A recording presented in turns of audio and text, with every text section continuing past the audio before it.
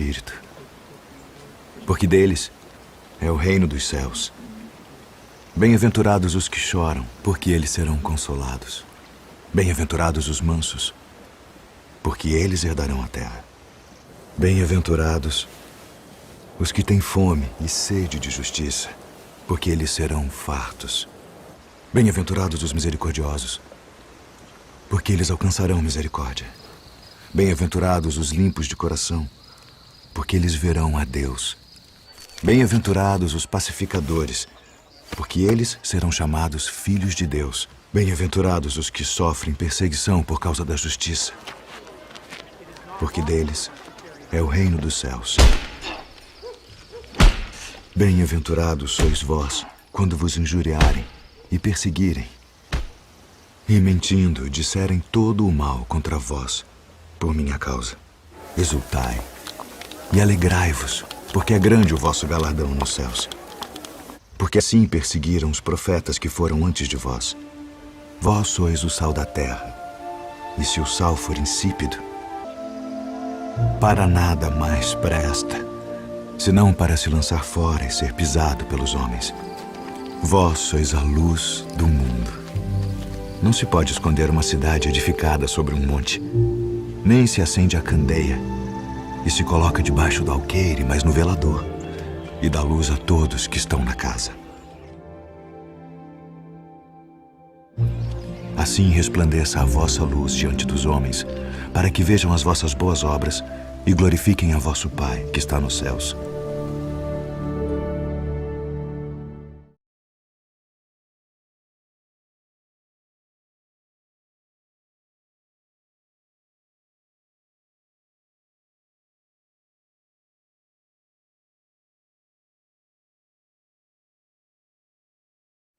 Boa noite a todos vocês. Vamos, nesse momento, cerrar os nossos olhos, elevar o nosso pensamento a Deus, nosso Pai, a Jesus, nosso Mestre, a toda espiritualidade aqui presente, aos nossos entes queridos que hoje se encontram no plano maior e que aproveitam desta oportunidade para se aproximar. A equipe de médicos, enfermeiros, socorristas, amparadores, guardiões, as entidades das mais diferentes denominações religiosas, o nosso muito obrigado pelo carinho, pelo respeito, pela consideração. Somos todos irmãos, filhos de um mesmo Pai, caminhando na mesma direção, por caminhos diferentes, mas todos tendo dentro de si a centelha, o amor de Deus. E é o momento que nós desligamos do mundo lá fora, daqueles problemas, daquelas preocupações, e de corpo e alma nos envolvemos nesse ambiente de paz, de serenidade, de alegria, agradecendo a Jesus, nosso Mestre, que é o próprio Sermão da Montanha, Allan Kardec, o nosso codificador, e a todos os espíritos que trabalharam, que continuam trabalhando pela implantação do bem no planeta Terra, que possamos também fazermos o nosso melhor, dentro das nossas possibilidades, para aliviar, para sorrir, para abraçar, para entender que não estamos aqui por acaso, que a melhoria do mundo começa exatamente da melhoria de nós mesmos. Que assim seja. Hoje nós vamos falar da primeira virtude, da primeira e da principal. Talvez a mais difícil de todas. Mas é necessário começar. É necessário porque nós já chegamos nesse ponto. Nosso espírito está inquieto. Nosso espírito está inquieto do lado da felicidade, frente à demora do sofredor em conquistá-la. Então a nossa felicidade está atrelada a esse primeiro passo. Serão outros passos também. Mas não vamos entender ou compreender outros passos se a gente não entender pelo menos esse primeiro passo. É a base de todos. Então o Sermão da Montanha está em Mateus, capítulo 5, versículo de 3 a 11. Hoje o primeiro passo é Mateus 5, 3. Então Mateus estava lá, foi testemunha ocular do Sermão do Monte. Não era exatamente uma montanha, mas quando a gente começar a escalar isso, é uma montanha. Íngreme, difícil, uma escalada difícil, mas necessária. Bem-aventurados os pobres de espíritos, porque deles é o reino dos céus. Vamos começar a entender. Primeiro a palavra bem-aventurados estava adequado àquela época. Hoje, a essência é a mesma, só vamos trocar por palavras mais próximas de nós, de acordo com nós. Bem-aventurados nós poderíamos trocar como felizes, ou avante. Avante os pobres de espíritos, porque deles é o reino dos céus. Felizes os pobres de espíritos, porque deles é o reino dos céus. Primeiro conceito. Reino de Deus é uma coisa, reino dos céus é outra. Reino de Deus abrange tudo, das subpartículas atômicas às grandes galáxias. Ninguém aqui tem essa pretensão, né? Esse é o reino de Deus. Nós vamos falar do reino dos céus. Aquilo que nós como criatura, podemos chegar. Então, quando fala reino de Deus, é uma estrutura imensamente maior, infinitamente maior do que o reino dos céus. Reino de Deus, abrange tudo. Abrange tudo. Então, felizes os pobres de espíritos, porque deles é o reino dos céus. Então, mas o que significa pobre de espírito? Mas antes de mais nada, vamos entender o que significa virtude. Porque se é uma sequência de virtude, se cada degrau é uma virtude, o que significa a palavra? Qual é o conceito da palavra virtude? Primeiro que a virtude é uma força que age. Não é exatamente uma palavra. Não é exatamente um gesto. É uma força que age. É algo que irradia de dentro de nós. Nós temos a semente da virtude? Temos. Aliás, temos a semente de todas as virtudes dentro de nós. Eu gosto muito de usar o exemplo da semente. Da semente. Nós fomos criados na forma de uma semente. Qualquer semente, por mais minúscula que ela seja, ela carrega dentro dela todas as características de uma árvore adulta. Por menor que ela seja, dentro dela tem ali gravado todas as características de uma árvore adulta. Está ali dentro. Nada vem de fora. O que ela precisa, então, para se transformar numa árvore adulta? 2 fatores. Primeiro, o fator tempo. Será necessário tempo para que aquela semente germine, para que ela cresça, para ela que se transforme. E fatores externos. O sol, a chuva, a terra. São fatores externos. Iguais para todas as sementes. E o fator tempo e o fator fatores externos são iguais para todas as sementes. O que significa isso? Que toda essa situação que nós vivemos e convivemos, que nós passamos, são fatores externos, que todos vamos vivenciar. Quer dizer que esse caminho pelo qual estou passando, Jesus já passou? Já. Já. Vocês podem ter certeza que já. Foi no planeta Terra? Não. Não. Porque há 4,5 bilhões de anos atrás, quando nasce o nosso planeta Terra, ele já era um Cristo. O Cristo é alguém que já passou pelo reino angelical milhões e milhões e milhões de anos. Mas o processo foi igual? Planeta primitivo, provas e expiações, regeneração, feliz e celeste? Sim. O processo é idêntico. As escolas são as mesmas. Em outro momento, numa outra galáxia, talvez. Emmanuel tem uma frase muito interessante que ele fala o seguinte: os planetas e os sistemas pelos quais Jesus passou já não existem mais há milhões de anos. Já viraram poeira cósmica, porque planetas nascem e planetas morrem.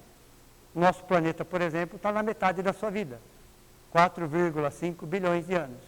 Segundo a ciência, é um planeta de 9 bilhões de anos. Uma hora ele vai acabar, sim, vai. Outro está acabando de nascer. São escolas para os espíritos, que tem espíritos que estão nascendo agora. Tem espíritos que têm bilhões de anos na nossa frente. Então veja, todo esse processo. E Deus jamais parou de criar. E a ciência fala assim, e o universo está em expansão. Entenderam? Então, uma virtude é algo que já existe dentro, todas as virtudes já existem dentro de nós. Hoje nós somos co-criadores em plano menor. Jesus é um co-criador em plano maior. As ferramentas são iguais. O pensamento e a vontade. Quando nós queremos criar alguma coisa no nosso mundo, que ferramentas que eu uso? O pensamento e a vontade. Quando um Cristo quer criar alguma coisa, que ferramenta que ele usa? O pensamento e a vontade. Entenderam? Por isso que Jesus diz, farás o que eu faço e muito mais. Então todas as virtudes já estão dentro de nós desde o momento da criação na forma de uma semente. E quando existe uma árvore adulta, a árvore não produz fruto para si mesma. Não sei se vocês já repararam isso. A árvore não come os próprios frutos. Ela produz frutos para os outros. Assim somos nós, numa analogia.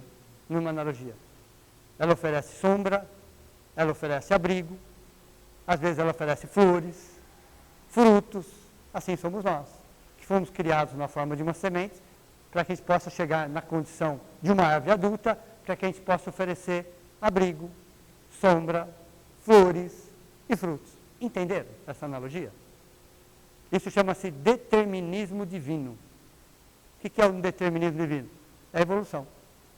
Todos os seres estão num processo evolutivo. Todos os seres. Todos nasceram simples e ignorantes. Todos chegarão na condição de sábios e virtuosos. Todos os seres. Alguns vão aprender mais rápido, outros vão aprender mais demorado, mas todos vamos aprender. Então, as virtudes, elas estão na onde? Estão dentro de nós. Quer dizer que a humildade já existe dentro de mim? Já. Há muito tempo. Porém, só agora, meu espírito está maduro para começar a entender o processo. É exatamente a fase de regeneração. É a fase de transição entre o humano e o ser humano. Estamos exatamente no meio do caminho. Por isso, tantos conflitos necessários. Mas os conflitos, pelo menos 90% dos conflitos, não estão fora de nós. 90% dos conflitos estão dentro de nós. Então, à medida que eu entendo que uma virtude é uma força que age, é a qualidade de quem tem força moral. Então, quer dizer que a virtude precisa fazer propaganda? Não. Virtude não faz propaganda. Virtude é uma virtude por si só. Por si só.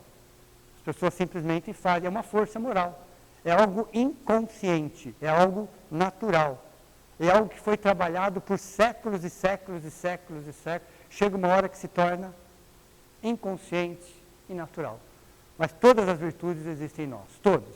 Existem qualidades dentro de nós, potencialidades dentro de nós, que nós não temos nem ideia, mas estão ali, aguardando o quê?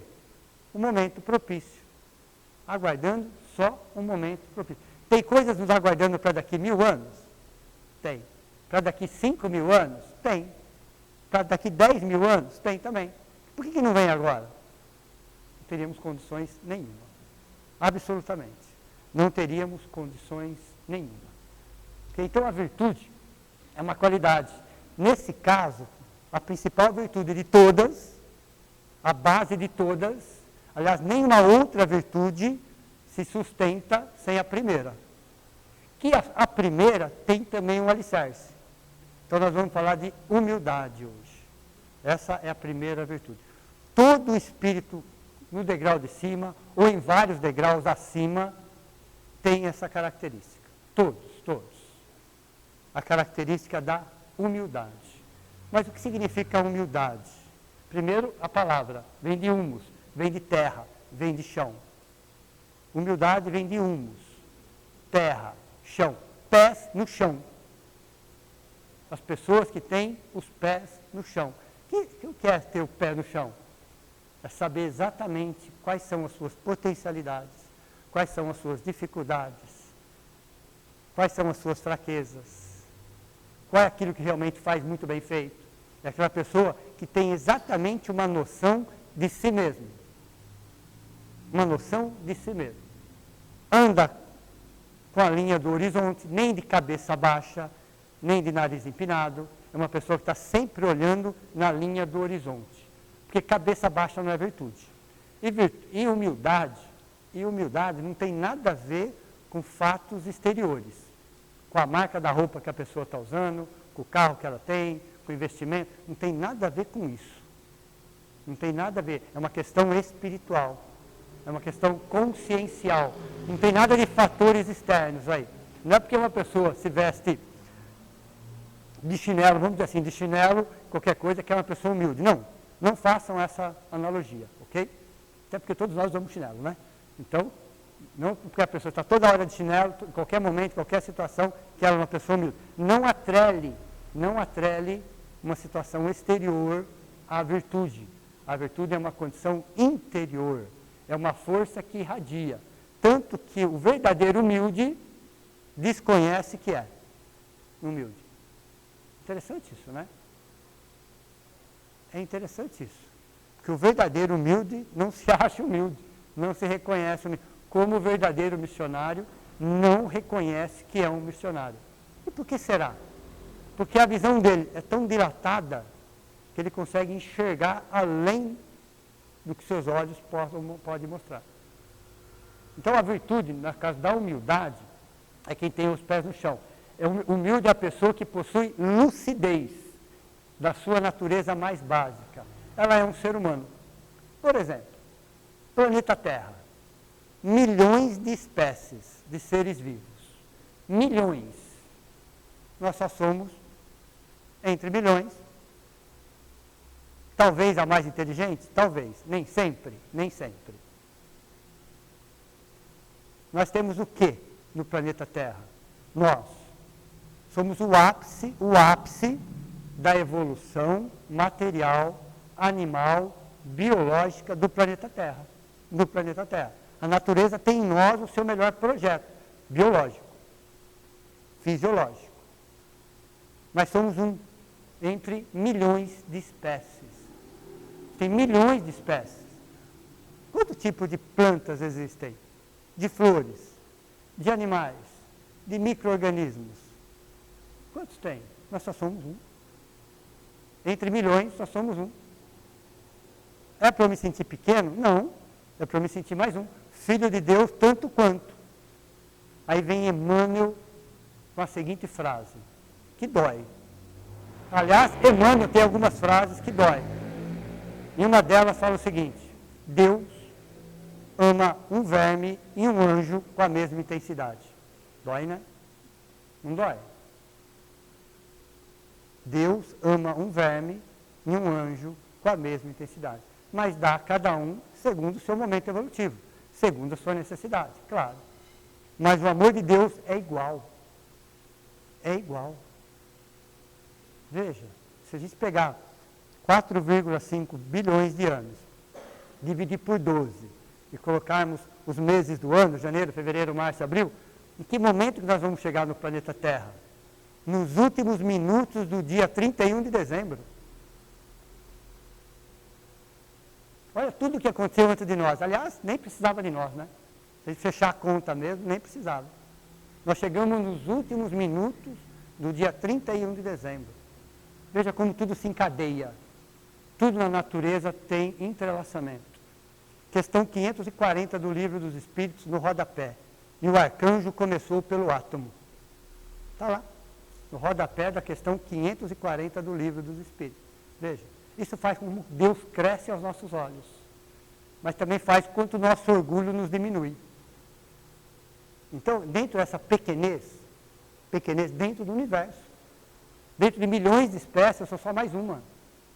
Dentro de um planeta, dentro de um sistema, dentro de uma galáxia, entre milhões. Então, a pessoa humilde tem essa visão. Eu não sou nem melhor e nem pior. Eu sou um espírito em evolução. Deus me ama tanto quanto ama um verme, tanto quanto ama um anjo.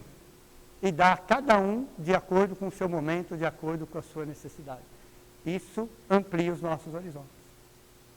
Isso amplia exatamente os nossos horizontes. E a pessoa começa a pensar dessa forma, começa a criar dentro dela algo chamado autoestima. Autoestima. quanto maior for a nossa autoestima, maior é o nosso nível de humildade. Quanto menor for a nossa autoestima, maior é o nosso nível de orgulho. Quanto maior o nível de orgulho, menor a autoestima. Por isso que nós nos escondemos atrás da arrogância, da prepotência, da vaidade desmedida, de comparações. Isso é o orgulho que faz isso, são mecanismos do orgulho. Para quê? Para esconder a falta, o alto amor. A falta do alto amor. Entenderam? Então o humilde começa a olhar para ele, se reconhece no seu valor, entende que é um espírito perfectível,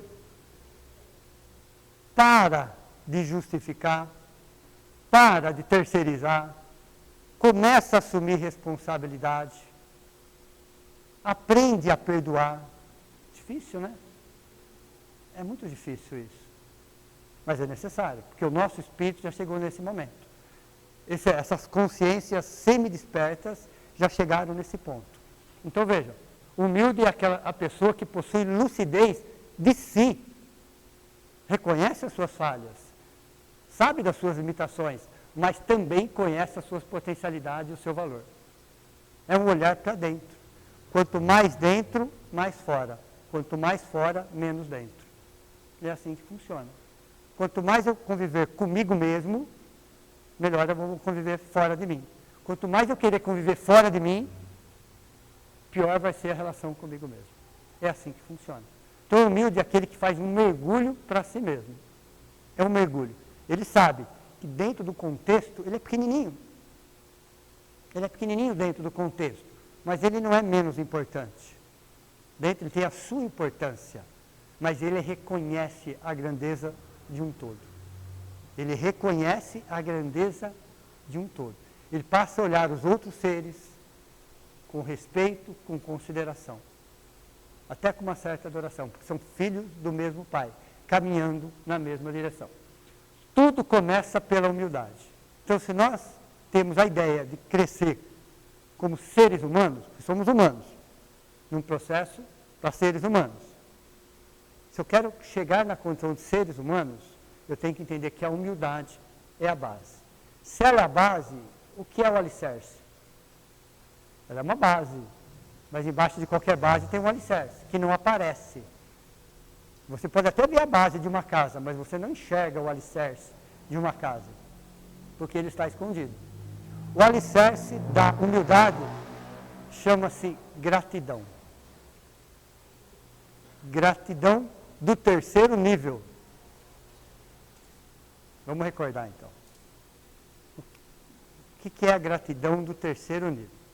Primeiro, tem a gratidão do primeiro nível, do segundo nível e do terceiro nível. A gratidão do primeiro nível é o dia a dia. É aquilo que as pessoas fazem para nós o dia todo, nós fazemos para as pessoas e agradecemos. Ok? Mas isso não é gratidão, isso é educação. Ok? Tem que ser assim, evidente. Mas isso não é gratidão, isso é educação. Agradecer as pessoas não é um ato de gratidão, é um ato de educação. Você está reconhecendo que alguém está te beneficiando, está te ajudando de alguma forma. Então você tem que agradecer, sim, mas não é gratidão, é educação. Isso acontece todos os dias. Então não vamos perder a oportunidade de agradecer todos os dias, mas isso é educação. Se a gente quer evoluir como seres humanos, eu preciso entender o que é educação. Segundo, acontecem coisas esporadicamente na nossa vida, não acontecem todos os dias, e a gente se sente grato. Por exemplo, às vezes é nascimento de um filho, nascimento de um neto, um sobrinho, uma formatura, um casamento, um passeio, uma viagem, uma conquista material. Isso não acontece todos os dias. E a gente se sente grato. Isso não é gratidão. Isso é reconhecimento. Então, se sintam gratos, mas não é gratidão. Chama-se reconhecimento. Continuem. Claro que tem que ser assim. É evidente que tem que ser assim. Mas a gratidão que eu quero falar para vocês, no caso da humildade, não é o primeiro nível e não é o segundo nível. Isso tem que ser. Tem que ser normalmente, naturalmente. A gratidão de terceiro nível é o alicerce da humildade. Se não tem a ver com o dia a dia, se não tem a ver com coisas esporádicas que acontecem, eventuais, onde está essa gratidão de terceiro nível? Eu não preciso de um fato externo. Eu preciso reconhecer, eu preciso entender o valor da vida, o valor das pessoas, o valor das experiências, o valor de quem está ao meu lado, o valor das oportunidades de crescimento, de quem me gerou. Eu preciso entender isso, mas é um entendimento interno. Eu não preciso expressar isso. Mas eu tenho que estar grato pela oportunidade, grato pela vida, grato pelas pessoas, grato às vezes pelas dificuldades, porque eu entendo que nas dificuldades eu cresço como ser humano. Aliás, a dor tem me ensinado muito mais do que o amor. Muito mais do que o amor. Nos tornamos pessoas melhores, na maioria das vezes, pela dor. Num planeta de provas e expiações, é a dor o nosso impulso evolutivo, que é a próxima aula, inclusive. Nós vamos falar mais profundamente sobre a dor, mas na próxima aula. Então, essa gratidão de terceiro nível é o alicerce da humildade. Uma pessoa grata é uma pessoa que reconhece o valor de cada situação, de cada pessoa, de cada experiência. Às vezes demora 5, 10 anos, não tem problema. 15 anos, não tem problema. Mas ela olha para trás e agradece aquela experiência. Ela agradece aquela pessoa, ou aquela oportunidade, ou aquele tombo, ou aquela queda. Não tem problema. Somos humanos, seres humanos. Equívocos são naturais. Equívocos são normais. Fazem parte de um processo de aprendizado. Então, se eu quero me tornar uma pessoa humilde, eu tenho que pensar antes na gratidão do terceiro nível. Porque as outras duas têm que ser normal, natural. Mas a gratidão de terceiro é acordar todo dia de manhã e agradecer por mais um dia. Olhar para o prato de comida e agradecer. Olhar para as pessoas que estão à volta, porque tudo está colaborando para o meu processo evolutivo. Tudo e todos. Como é que eu posso não agradecer isso? E à medida que eu vou agradecendo, eu vou ficando mais leve. Eu vou degradando algumas coisas dentro de mim. Eu vou diluindo algumas mágoas, algumas inconformações, muita coisa baseada em orgulho. As coisas não saíram milimetricamente do meu jeito, da minha forma, do meu jeito. E aí eu acabei me magoando. A palavra é bem essa, tá? Me magoando. Ninguém me magoa. Eu que me magoo. E à medida que eu vou trabalhando nessa gratidão, eu vou diluindo isso. Eu vou olhando a vida com outros olhos. Com outros olhos. Ok? Então vamos lá. Pobres de espírito. Né? Até hoje se debate um pouco no entendimento do que Jesus, que era o próprio Sermão da Montanha, Jesus era o próprio tema que ele ia dissertar. Só para vocês terem uma ideia. Ele era o próprio Sermão da Montanha. A gente fala às vezes, né? O Evangelho de Jesus. É um equívoco falar isso. Porque ele é o Evangelho. Não é o Evangelho de Jesus. Ele era o próprio Evangelho. Então, ele é o próprio Sermão da Montanha. O segundo, né? O primeiro código de felicidade que nós temos notícia. Primeiro código de felicidade que nós temos notícia. Queremos ser felizes? Precisamos olhar o Sermão do Monte com outros olhos. Com outros olhos. Então veja, pobres de espírito significa o quê? Pobres de ganância. Ambição é uma coisa, ganância é outra. Precisamos ser ambiciosos? Sim, claro, faz parte, evidente. Mas ambição é uma coisa, é até saudável. Estou falando aqui de ganância, é uma outra estrutura. Então, pobres de ganância, pobres de poder, pobres de vaidade desmedida, descontrolada, pobres de orgulho, pobres de prepotência, pobres de arrogância. É exatamente isso que envolve o nosso ser essencial. Olha, interessante isso. Na psicologia transpessoal, o ser humano, ele é representado por 3 esferas. 3 esferas concêntricas. Né? Uma maior, uma menor e uma menorzinha ainda. A menor é o eu, é o amor, é a essência, é a luz. Chama amor. A segunda esfera chama-se desamor. E a terceira esfera chama pseudo-amor. Tudo aquilo que eu não admito na segunda, eu disfarço na terceira. É o desamor embrulhado para presente.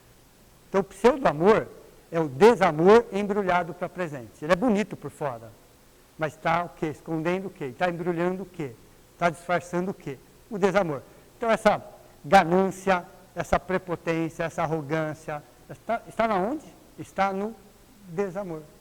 E é interessante que tanto a segunda quanto a terceira esfera são fictícias. Elas não existem. Elas existem enquanto eu mantê-las. Enquanto eu alimentá-las. A primeira não, a primeira é real. Só que a segunda sufoca a primeira. A primeira, ela pode fazer isso, dilatar ou contrair, dependendo da força da segunda. Dependendo da força da segunda. Eu posso contrair o meu eu, a minha luz, como eu posso expandir. Vai depender da força da segunda. Existe algum problema com a segunda? Não. É um processo evolutivo. Eu tenho que entender o porquê de cada coisa. Qual é a mensagem divina de cada sentimento desse? Do ódio, da mágoa, do preconceito, da tristeza. Qual é a mensagem divina? O que será que esses sentimentos estão querendo me mostrar que eu não quero ver? Não quero ver ao ponto de querer disfarçar na terceira esfera. Aí o disfarce é todo o exagero. Todo o exagero. O fanatismo, por exemplo, está escondendo o quê? A descrença. O fanatismo esconde o quê? A falta de fé naquilo. Então você cria um fanatismo. O puritanismo está escondendo o quê da segunda esfera? Então nós vamos perceber que todo exagero, todo acréscimo estão na terceira esfera. Mas elas só estão disfarçando a segunda. Mas quando eu olho, eu tenho a humildade, aí vou precisar de humildade, para olhar para a segunda esfera. Quando eu olhar a segunda esfera com humildade, eu trago aquela situação, olho, sem justificar, sem terceirizar, e entender que aquilo é para o meu crescimento. Aquilo faz parte de um processo de aprimoramento. Meu. Escolha minha. Então a humildade diz exatamente sobre isso. Jesus falou, pobres desse sentimento, pobres de ego. A segunda e a terceira esfera chama-se ego. Ricos de eu. O eu é a primeira esfera. Ricos da essência, ricos de amor. Então eu tenho que olhar agora, não é esconder o desamor, é olhar para cada coisa que acontece ali. Vou dar um exemplo mais prático ainda, vai ficar mais fácil ainda. Na primeira esfera, eu tenho um sentimento chamado alegria. Na segunda esfera, o mesmo sentimento, que são equivalentes. Tristeza. Na terceira esfera, chama-se euforia. Alegria na primeira esfera, tristeza na segunda esfera, euforia na terceira esfera. O mesmo sentimento, vivenciado de forma diferente. Por que eu estou eufórico? Porque eu estou escondendo a minha tristeza. A euforia é o quê? É um excesso de alegria. É um excesso, é uma alegria extrapolada. Está escondendo o quê? A tristeza. Mas se eu olhar para a tristeza, falar, o que você quer falar para mim? Que eu não estou querendo entender. Ela vai me falar. Mas para isso eu tenho que ter humildade. Então, humildade é olhar para sentimentos que todos temos com outros olhos, sem justificar, sem terceirizar. E é exatamente olhando para esses sentimentos que eu cresço como ser humano. Aqui não é uma escola de anjos, aqui é uma escola de seres humanos, planeta Terra. Okay? Então veja, pobres de eu, pobres de ego, ricos de eu, da primeira esfera, da essência, do que realmente importa, do que é real. A nossa imagem e semelhança de Deus está exatamente aqui, ó, no eu, no self, na luz, no eu maior. Tem vários nomes para falar exatamente da essência. Imagem e semelhança de Deus. Imagem e semelhança de Deus. É aí que eu sou a imagem e semelhança de Deus. Não é forma. Não é forma. É essência. Falamos em orgulho. Todo orgulhoso, ele é inseguro. carente e tem autoestima baixa. Todo orgulhoso é inseguro, carente e tem autoestima baixa. E para o orgulhoso só tem duas formas de fazer as coisas. A dele e a errada.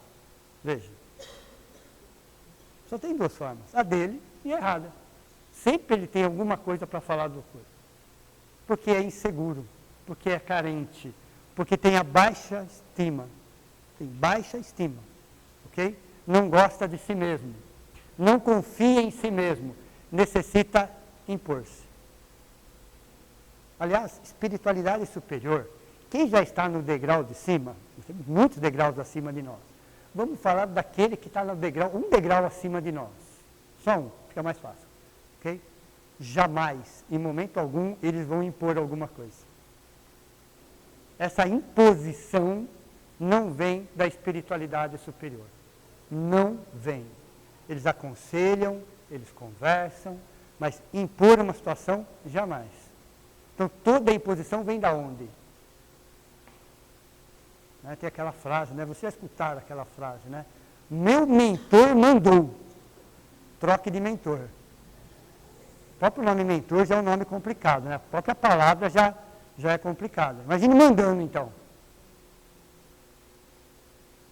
Meu anjo da guarda me aconselhou. Perceberam? Que esse caminho que eu estou seguindo não é o melhor.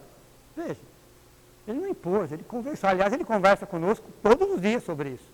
Olha, pensa bem, analisa bem, reflete. Não é uma imposição, é um diálogo de quem está no degrau de cima. Então, não existe imposição de quem está no degrau de cima. Não existe. Toda imposição vem do mesmo degrau ou de baixo. Nunca do degrau de cima. Nunca. De um degrau acima. Imagine os outros.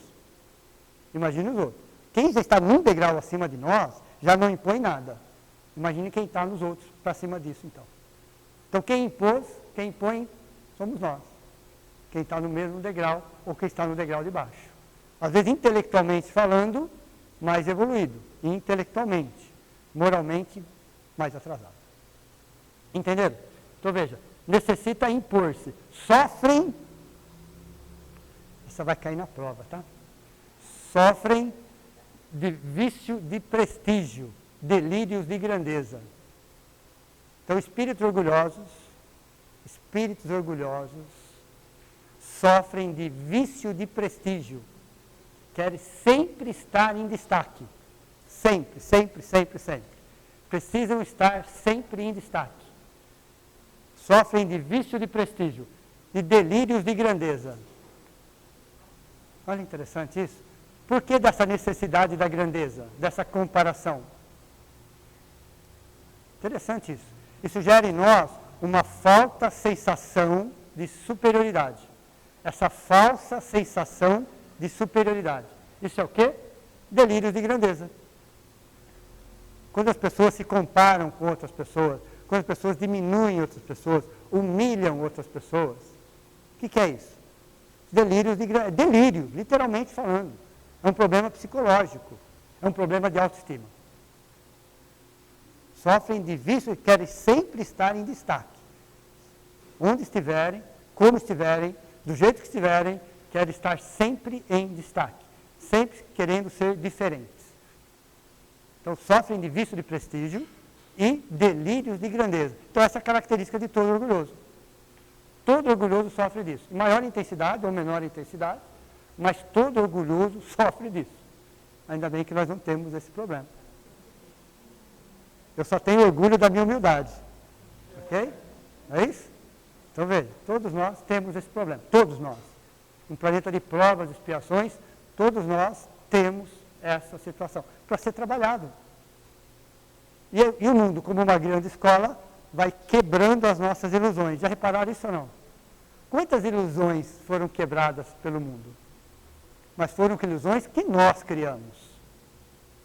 Nós não temos que ter expectativa, nós temos que ter perspectiva. É diferente. Toda vez que eu crio expectativa em relação a mim ou em relação a alguém, eu vou me frustrar. E por quê? Porque eu criei uma expectativa de acordo com a minha baixa autoestima. Voltando à psicologia transpessoal das 3 esferas concêntricas. Agora, na primeira esfera, nós temos o quê? Baixa autoestima. A primeira esfera. Essa baixa autoestima vai formar a segunda, chamada idealizações. A segunda esfera aí agora, idealizações, sonhos, expectativas. E a terceira esfera, mágoas, ressentimentos e ódios. E por quê? Porque a minha baixa autoestima criou idealizações, criou expectativas, criou ilusões. Aí as coisas não saíram milimetricamente como eu gostaria. Aí eu me magoei, me feri, me machuquei, estou ressentido. Não é assim que funciona? Onde está o problema? Então, o mundo, o planeta Terra, como uma escola, vai quebrando as ilusões. Ilusões baseadas em baixa autoestima. Em muito orgulho. Muito orgulho. Nós criamos situações por orgulho. E aí a vida vai desagregando, vai desconstruindo isso dentro de nós. E se a gente não tomar cuidado, a gente vai se magoando, se ferindo, se machucando ainda mais. Será que o mundo está errado? 4 grandes desafios. 4 grandes situações. Primeiro, a maior carência que existe no século XXI é a carência afetiva, não é material. Autoafetiva.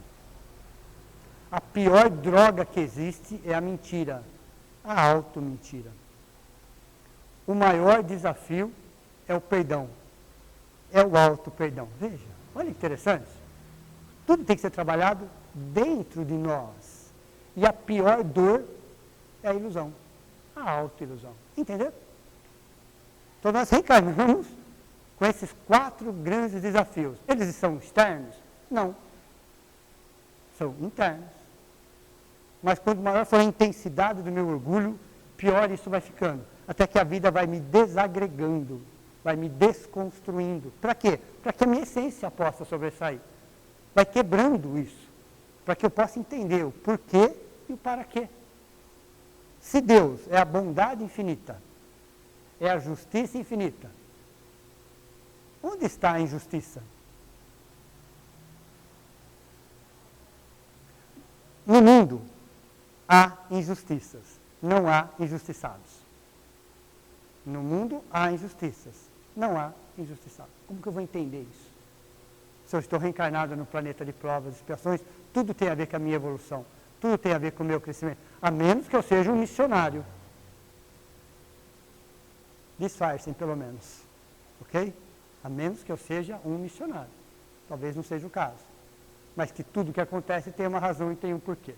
Então veja, é o primeiro degrau, chão, centro de força básico e genésico, ok? Lembra que vamos relacionar centros de força, como está no livro, e depois a gente vai colocar isso nas camadas espirituais e nos centros de força, nos corpos espirituais. Mas o primeiro degrau é o centro de força básico e genésico. Está aqui, ó, exatamente isso. No degrau da humildade, estamos num degrau chamado humildade. Tem subdegraus. O que é o subdegrau dentro do mesmo degrau? Eu vou subindo uma pequena escadinha dentro do próprio degrau. Do degrau da humildade, do primeiro passo, eu tenho um estágio. O estágio chama humildade. Que estágio que eu estou? Estou no aprendizado chamado humildade. Eu estou evoluindo dentro. Então, a linha vertical do degrau significa evolução. A linha horizontal chama estágio. Estou no estágio da humildade. Eu não venho aqui e subo de repente. Eu tenho que construir subdegraus. Dentro do mesmo degrau. Dentro do mesmo degrau eu tenho que construir subdegraus. Para eu chegar aqui a entender completamente aqui no nível 7, qual é o nível de humildade nível 7, vamos dizer assim, eu tenho que passar 1, 2, 3, 4, eu tenho que ir crescendo isso dentro. É um processo. Não é do dia para a noite, não é em uma semana, não é em um mês. Pois não. No caso, a frase do primeiro passo, bem-aventurados os pobres de espírito, nós poderíamos entender como bem-aventurados os espiritualizados? Sim, quem está trabalhando a humildade. O que não faz muito sentido para mim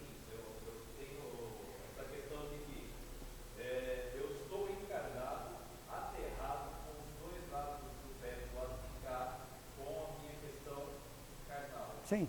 E ao mesmo tempo espiritualizado. Sim. Dá uma impressão que são agrióticos. Não, não são. Então vamos lá, a questão dele. Estar encarnado muda alguma coisa? Não. Primeira coisa, não muda nada. Ok? Porque nós temos duas vidas simultâneas. A vida de encarnado, com as suas necessidades, claro, todos temos as mesmas necessidades. Então essa não é a questão, até porque as necessidades são as mesmas. Todo encarnado do planeta Terra, os 8,5 bilhões, tem as mesmas necessidades básicas.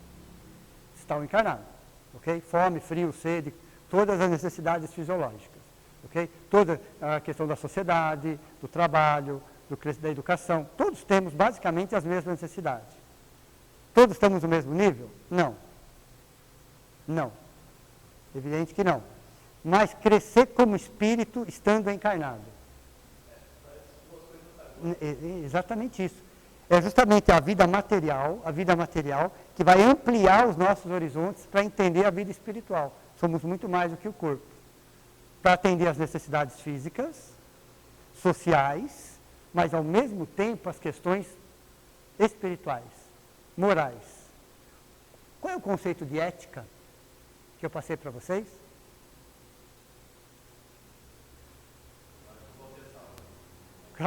Conceito de moral, conceito de ética. Alguém tem anotado aí? Eu disse que ia cair na prova, não disse? Né? Ética é a inteligência a serviço da convivência. Isso é uma questão espiritual. Moral é a inteligência a serviço da vida. Como é que eu vou fazer isso se eu não estiver me relacionando? Eu preciso me relacionar. Entre eu e Deus, sempre vai existir um intermediário. Eu nunca vou ter um contato direto com Deus. Não quero decepcionar ninguém, tá? Mas é assim. Sempre, sempre, sempre, sempre, independente do degrau que eu esteja, sempre eu terei um intermediário entre eu e Deus. Porque é através do intermediário que eu coloco as minhas virtudes. Eu não vou colocar minhas virtudes para Deus, não precisa. Ok? Não precisa, não faz falta nenhuma para ele isso. Eu tenho que colocar as minhas virtudes frente a um intermediário. Como aquela frase que eu já passei para vocês. Procurei o Senhor meu Deus e não o encontrei. Não adianta procurar, vocês não vão encontrar mesmo, tá? Procurei a minha alma, aí no caso a essência, e não encontrei. Procurei o meu irmão e achei os três. Entenderam? Quando eu procurei meu irmão, caridade. Caridade é o amor em ação. Por que eu achei Deus e achei a minha essência? Quando eu coloquei o meu amor. Para quem? Para Deus. Ok? Para o próximo. Então sempre vai existir um intermediário entre eu e Deus. Sempre. Ok? Entenderam? Então veja, dentro dessa estrutura, estamos aqui no chão. Agora você já sabe que eu preciso da gratidão. E a humildade, um ato de humildade, para a espiritualidade superior, significa uma prece. Tem o mesmo valor, tem o mesmo significado, tem a mesma intensidade do que uma prece. Um ato de humildade tem o mesmo significado, tem o mesmo valor, tem a mesma intensidade do que uma prece. Porque a humildade é um reconhecimento do meu valor. E o reconhecimento da minha pequenez frente a um contexto. Frente a um contexto. Eu reconheço que eu sou pequeno dentro do contexto, mas eu reconheço o meu valor. Isso é humildade. Então eu não quero atropelar ninguém. Eu não quero ser melhor do que ninguém. Eu não quero diminuir ninguém. Também não quero ser diminuído por ninguém. Isso é humildade. É extremamente humildade. Por exemplo, poucos sabem disso. Maria, aquela que foi a mãe de Jesus. Vocês achavam que ela andava de cabeça baixa? Que era uma coitadinha, pessoal? Esqueçam. Nunca foi. Nunca foi. Era uma mulher que sabia exatamente o que queria. Aonde queria chegar. Ela questiona o anjo Gabriel. Ela questiona. Por que eu vou fazer? Veja, isso é humildade. Isso é, ela questiona um anjo na frente dela. Mas por que isso? Para que isso? Aonde eu vou chegar com isso? Entenderam? Então quem acha que era uma coitada, que era... esquece, pessoal. Isso era uma imagem que criaram e nós aceitamos porque éramos bebezinhos espirituais, você tem que falar de acordo, ok? Crescemos, fala, peraí, não é bem assim. Quando a gente vai estudar o perfil psicológico de Maria, vocês vão perceber que era uma mulher forte. Como se diz hoje, empoderada. Sabia o que queria e não baixava a cabeça. Era educada, era feminina, não era essa a questão. Não era essa a questão. Mas sabia o que queria, e sabia conversar, e sabia falar não. Deu para vocês entenderam ou não? Era uma mulher forte acima de tudo. Até porque se não fosse, não ia aguentar o que vinha depois. Teria que ser muito forte para aguentar o que viria depois. Entenderam? Então veja, nesse primeiro degrau, que tem os seus subdegraus, é o chamado nível psicológico. Os 3 primeiros degraus são níveis psicológicos. O que significa um nível psicológico ou níveis psicológicos? Não dependo de ninguém, não dependo de coisa alguma, não dependo de fatores externos, só e somente só dependo de mim. Dói, né? Dói um pouco isso, né? Porque os primeiros 3 degraus eu não dependo de ninguém para isso. Eu não dependo de nenhum fator externo. Eu só dependo de mim, de uma decisão minha. As coisas estão acontecendo ao meu lado, sim, mas ser isso ou não ser depende de uma decisão minha. Não é ninguém que vai falar para mim, faça isso ou faça aquilo. Vou decidir ser trabalhar a humildade. É uma decisão pessoal. Então é um nível psicológico. É o conhece-te a ti mesmo. É o conhece-te a ti mesmo. Isso vem de Sócrates, ok? Filósofo da antiga Grécia. Que foi considerado o maior sábio da sua época. Que ele também não acreditou num primeiro momento. Quando a pitonisa disse para ele que ele era o homem mais sábio da sua época. Ele duvidou, falou, não sou. E saiu a campo. Para provar que ele não era. Que ele não era. Para voltar a falar para ela, falou, não sou. Encontrei homens mais sábios do que eu. Mais sábios do que eu.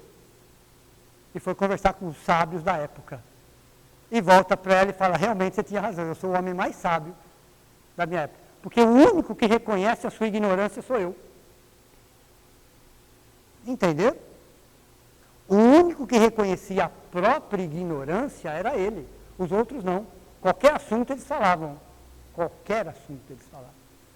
Nem se eles não soubessem do assunto. Eles falavam qualquer coisa. Quando ele não sabia, ele falava, não sei.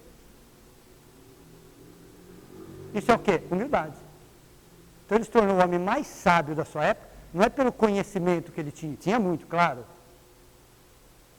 Mas ele se tornou o homem mais sábio da sua época porque ele era o único que reconhecia a própria ignorância. Isso é característica de uma pessoa humilde. Ao mesmo tempo que ele era um excelente orador, um excelente professor, um excelente mestre, falava de tudo, quando ele não sabia, ele sentava e aprendia. Quer dizer que aprender é um ato de humildade? Sócrates. Entenderam? Aprender é um ato de humildade. De humildade. Ok? E a vaidade sempre foi uma vaidade desmedida, descontrolada. Ok? Mas a pior de todas as vaidades é a vaidade intelectual. A que mais faz estrago é a vaidade intelectual. Por quê? Porque uma pessoa muito inteligente, ela tem argumentos e contra-argumentos até quando ela está errada. Entenderam? Mesmo sabendo que ela está errada, ela tem argumentos e contra-argumentos. Elas acabam te convencendo até quando ela sabe que estão erradas. É a pior das vaidades. Essa é a pior das vaidades, é a vaidade intelectual. Intelectual. Entenderam? Não é a vaidade material, é a vaidade intelectual. Então veja, conhece-te a ti mesmo, olha para si mesmo, reconhece o seu valor, trabalhe a autoestima, identifique as suas fraquezas, que todos temos, não queira solucionar todas, isso é um processo lento e gradativo. Entendem o sentimento do desamor que todos temos, qual é o significado divino, qual é o recado que eu não estou querendo entender, por que as coisas sempre têm que ser do meu jeito, da minha forma, por quê?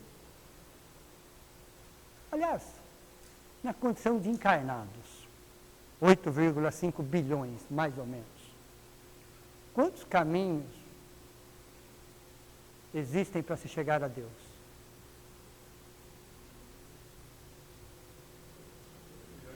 $8,5 bilhões. Tá bom para vocês assim? Então tem 8,5 bilhões de caminhos diferentes para se chegar a Deus. Por que tem que ser o meu? Ainda falo, né? Meu Deus. Nossa, como se Deus fosse propriedade dele. Meu Deus, minha religião. Então, só na questão de encarnados, né, para não ir muito longe, eu tenho 8,5 bilhões de caminhos diferentes para se chegar no mesmo ponto. A própria palavra universo. Eu quebro ela no meio, jogo uni para cá, verso para lá, fica unidade que se manifesta na diversidade, chegando na totalidade. Unidade que se manifesta na diversidade, chegando na totalidade. Simples assim. E por que tem que ser o meu jeito? Todos são jeitos, todos são caminhos.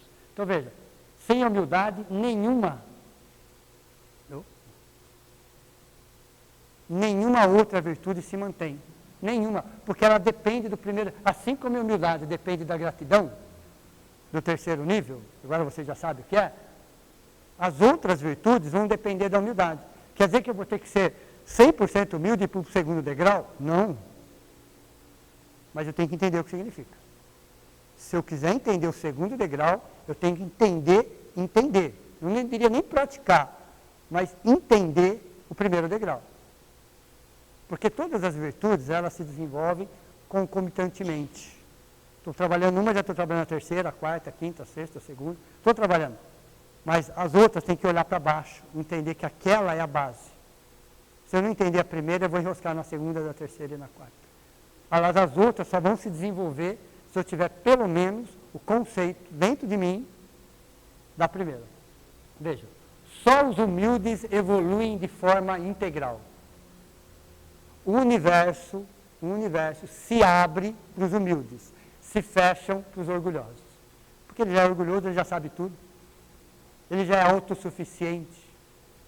Existe uma diferença entre ser independente e autossuficiente. E às vezes confundimos esses dois conceitos. A pessoa autossuficiente, o próprio nome já é explicativo.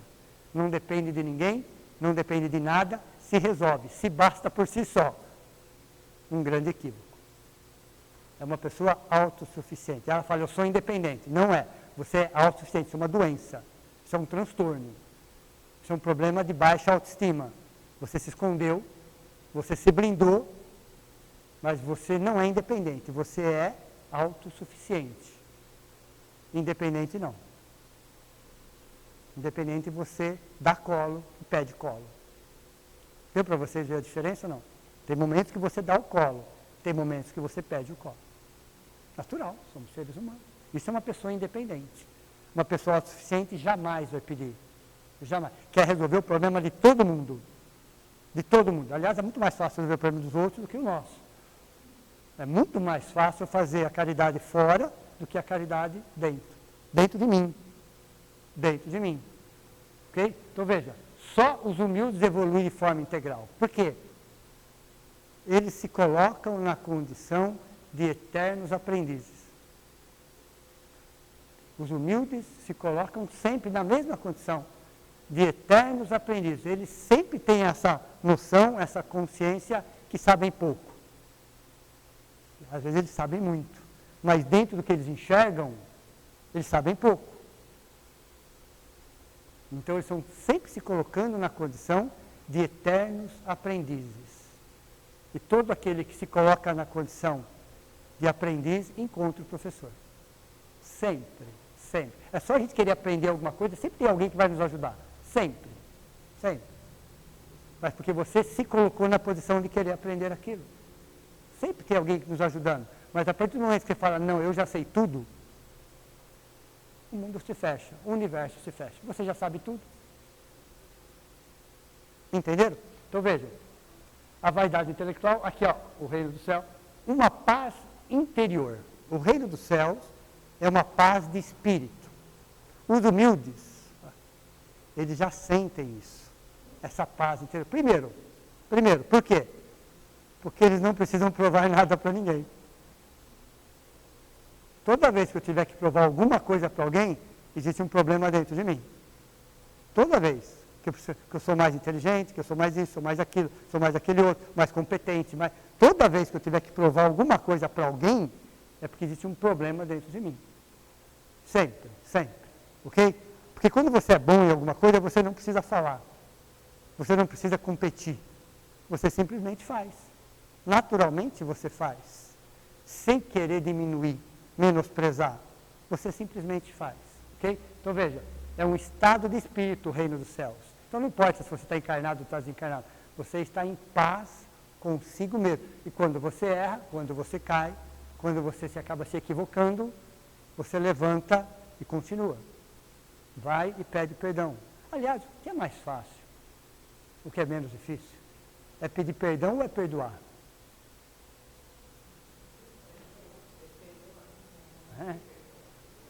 O que é mais difícil? Perdoar ou pedir perdão?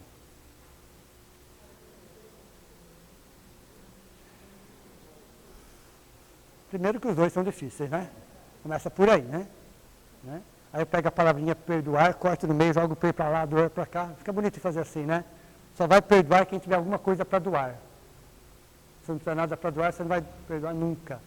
Você tem que doar. Para perdoar, só a inteligência basta. Se for uma pessoa só inteligente, eu perdoo. Só inteligente. Para pedir perdão, eu preciso de humildade. Eu tenho que reconhecer. Deu para vocês entender ou não? Só a inteligência basta para perdoar alguém. Até por uma questão de saúde, psicológica, emocional. Então, perdoar é uma questão de inteligência. Pedir perdão, além da inteligência, eu preciso da humildade. Pedir perdão é reconhecer a falha. É reconhecer. Olha, eu falhei, eu me equivoquei. Okay? Não estou me justificando, não quero terceirizar. Eu falhei, eu me equivoquei, eu deslizei. Deu para você entender como é difícil? Você chegar para alguém, olhar nos olhos da pessoa e falar, me perdoe, eu me equivoquei, eu errei. O mais interessante, que por mais que a pessoa nos perdoe, bom para ela, ok? O problema continua o mesmo. Quando as pessoas nos perdoam, bom para eles. Tiraram o peso das costas, mas o problema continua. Porque a sua consciência já semi-desperta, fala, não, eu tenho que reconstruir de alguma forma, eu tenho que refazer de alguma forma, porque eu tenho que estar em paz com a minha consciência. Talvez eu não consiga com aquela pessoa, ou aquela situação, mas a vida vai me proporcionar possibilidades para que eu devolva aquilo, para a minha consciência. Questão 621 do Livro dos Espíritos, onde está escrito as leis de Deus? Na consciência dos homens. Então, quando alguém nos perdoa, ou quando nós perdoamos alguém, bom para ela e bom para nós. Mas, para a pessoa que se equivocou, a situação continua. Só aguardando um momento mais propício, para que ela devolva, através do amor de preferência, o erro, o equívoco e a falha. É assim que funciona. Então é mais difícil pedir perdão, porque além da inteligência, eu tenho que ter uma boa dose de humildade. Porque eu tenho que reconhecer uma falha, sem justificar, sem terceirizar. Isso é humildade. Isso é humildade. Ok? Veja. É uma relação, a humildade. Como é um nível psicológico, é uma relação do ser consigo mesmo. Deu para você entender ou não? O primeiro nível, primeiro degrau, segundo degrau e o terceiro degrau são níveis psicológicos. É uma relação do ser com ele mesmo. Os fatos acontecem fora dele, claro, tem que ser assim. Mas a decisão está dentro dele. Ele não depende de ninguém. Ele não depende de circunstância nenhuma, de sua situação externa nenhuma. Ele só depende dele. Ok? E olha que interessante. Quando essa relação consigo mesmo, as pessoas se tornam pessoas mais alegres. Então, humildade tem a ver com alegria? Muita. Mais do que vocês imaginam. Pessoas humildes são muito alegres. são muito positivas, são felizes. Primeiro, que elas trabalham a gratidão. Segundo, ela se coloca sempre na condição de estar aprendendo alguma coisa. Ela tira o peso de querer provar alguma coisa para alguém. Elas vivem naturalmente. Têm as suas dificuldades, têm as suas falhas, mas são pessoas. São pessoas normais, naturais. Não são pessoas comuns. São pessoas normais, é diferente. Ok? Então, uma pessoa que está trabalhando a humildade, está trabalhando, nem que ela esteja aqui, ó, no primeiro degrau. Não importa que degrau ela esteja, o importante é que ela decidiu que ela vai trabalhar. São 7 degraus, são 14, 21, não importa. Ela está no primeiro degrau, está começando agora. Ótimo. Ela já vai sentir uma certa alegria dentro de si. Ela vai tirar um peso das costas, de querer ser melhor, de querer estar provando alguma coisa, de querer estar impondo uma situação. Ela dá o direito das pessoas serem exatamente como elas querem ser.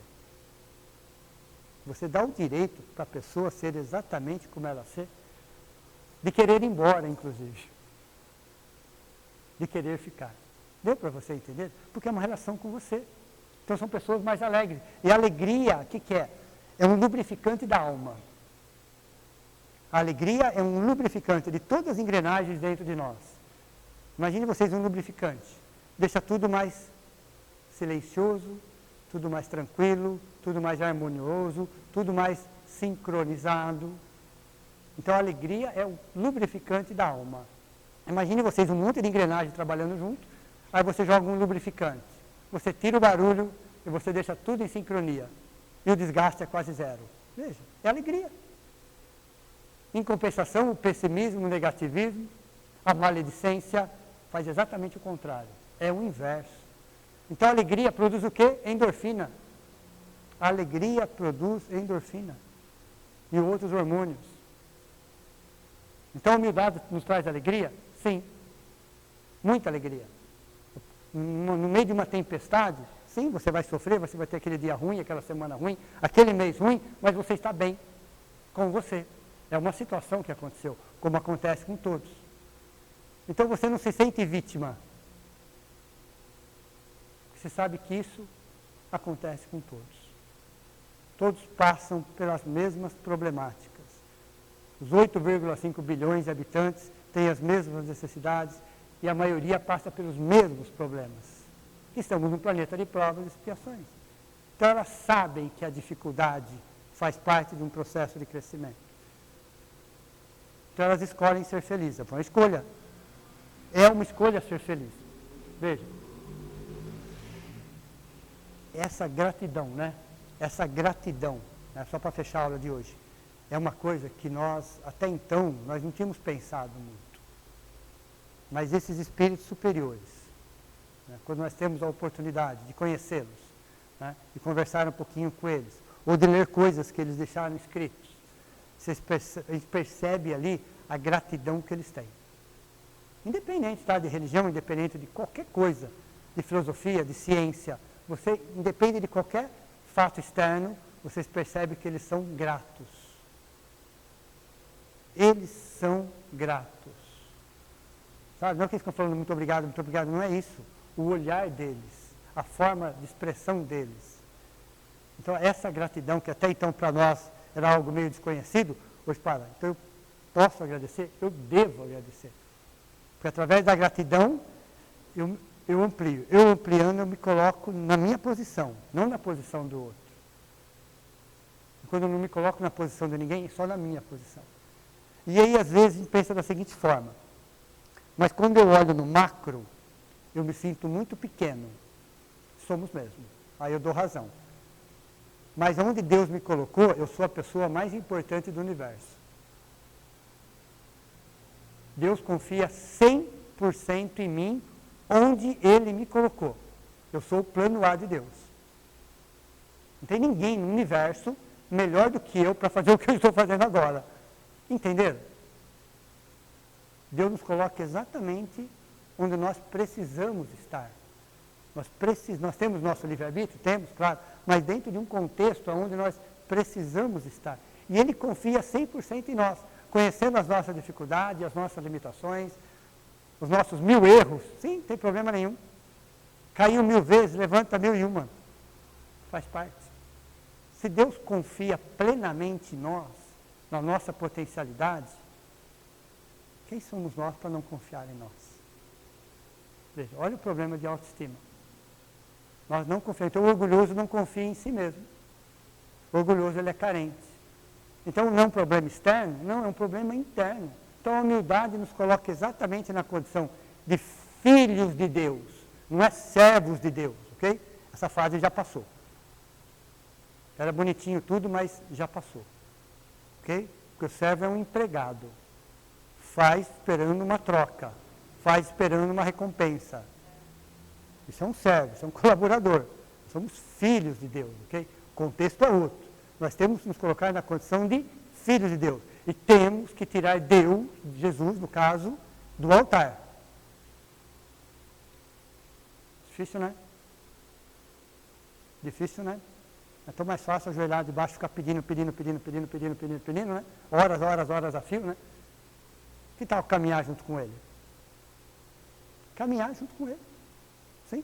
Não é a questão 625 do Livro do Espírito? Guia e modelo da humanidade? Se ele é um guia, se ele é um modelo, eu tenho que tirar do altar. Primeira coisa. Nada contra a condição religiosa, mas ele é muito mais do que isso. Muito mais do que isso. Okay? Como que eu vou conseguir isso? Com humildade. Não é com arrogância, não é com prepotência, não é com vaidade, não é. Nem mais nem menos. Exatamente no ponto. Então, o humilde é aquele que tem os pés no chão, que se reconhece filhos de Deus, que tem potencialidades, que tem limitações, mas que está caminhando com passos firmes, não tem medo de errar, não justifica, não terceiriza, mas caminha. E sempre se coloca na condição de aprendizes. Sempre. Divide conhecimento, quer dizer, são pessoas que compartilhando crescem, é assim que funciona. É exatamente assim que funciona. Lembra a história do lago da sabedoria, do anjo que cuida? Está aí o lago inteiro para vocês. O lago inteiro de conhecimento, de sabedoria. Mas qual é o tamanho do recipiente? Sem humildade, o nosso recipiente é uma xicrinha daquelas bem pequenininha. Sem humildade, só vai caber ali. E você acha que é muito. Frente ao mar de conhecimento, você está com uma xicrinha e você acha que você sabe muito. A humildade te traz um recipiente maior, muito maior. E aí, aos poucos, o que acontece? O universo vai abrindo. E você vai se tornando mais feliz, mais equilibrado, mais sereno. Aí você começa a entender o porquê e o para quê de estarmos aqui. Uma boa noite a todos vocês. Meu muito obrigado. Semana que vem a aula sobre resignação. Vou fazer a prece de encerramento. Só um minutinho. Ok?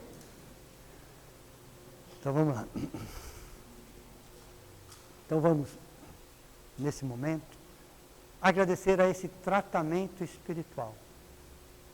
Do nosso lado, tinha uma equipe de médicos, enfermeiros, socorristas, passistas, amigos, benfeitores, orientadores, guardiões, alunos do plano maior, todos nós juntos, envolvidos por muito amor, por muita alegria. Desceu do alto luzes, na forma de pétalas, multicoloridas, que nos envolveram, que nos fortaleceram, mas que principalmente nos trataram.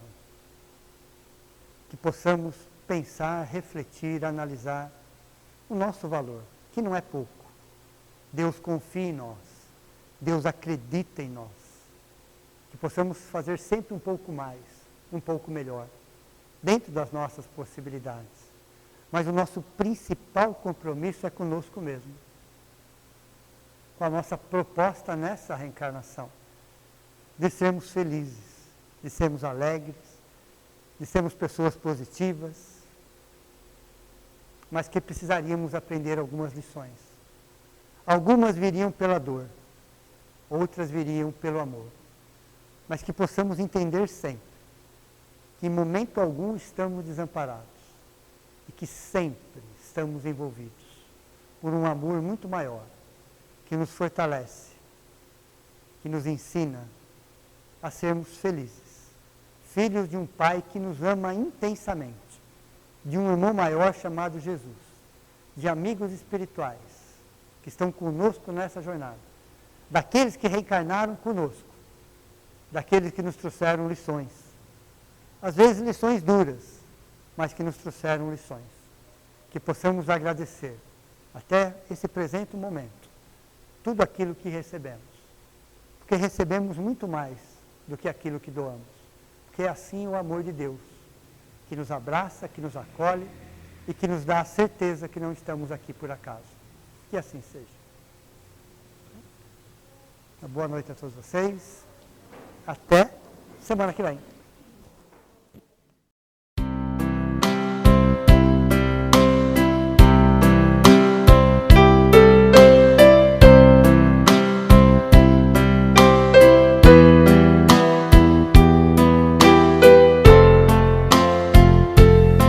Deus, nosso Pai, que tendes poder e bondade, dai força àquele que procura a verdade. Ponde no coração do homem a compaixão e a caridade. Deus, dai ao viajor a estrela guia, ao aflito a consolação, ao doente o repouso. Pai, dai ao culpado o arrependimento, ao espírito a verdade, à criança o guia, ao órfão o pai. Senhor, que vossa bondade se estenda sobre tudo o que criastes. Piedade, Senhor, para aquele que não vos conhece, esperança para aquele que sofre. Que vossa bondade permita aos Espíritos Consoladores derramarem por toda a parte a paz, a esperança e a fé. Deus, um raio, uma faísca do vosso amor pode abrasar a terra. Deixai-nos beber nas fontes fecundas e infinitas, e todas as lágrimas secarão, todas as dores acalmar-se-ão. Um só coração, um só pensamento subirá até vós, como um grito de reconhecimento e amor. Como Moisés sobre a montanha, nós vos esperamos com os braços abertos. Ó poder, ó bondade, ó beleza, ó perfeição. E queremos de algum modo alcançar a vossa misericórdia. Deus, dai-nos a força de ajudar o progresso a fim de subirmos até vós. Dai-nos a caridade pura, dai-nos a fé e a razão. Dai-nos a simplicidade que fará das nossas almas o espelho onde se refletirá a vossa imagem.